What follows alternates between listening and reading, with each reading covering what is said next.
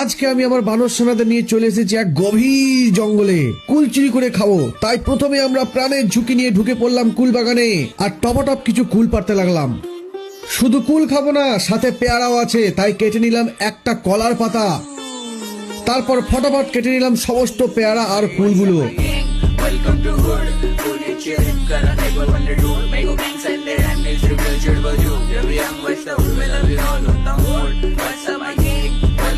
তারপর আমরা সবাই মিলে এই কুল পেয়ারা ফিস্টি করে নিলাম।